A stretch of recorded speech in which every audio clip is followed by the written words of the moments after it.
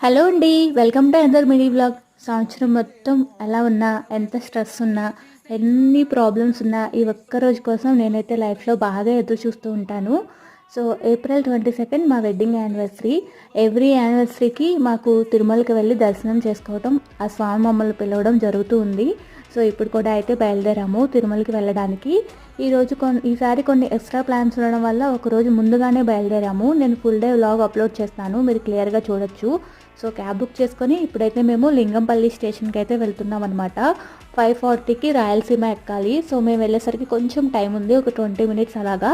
సరే కదా అని చెప్పి స్టేషన్లో అయితే వెయిట్ చేస్తూ ఉన్నాము.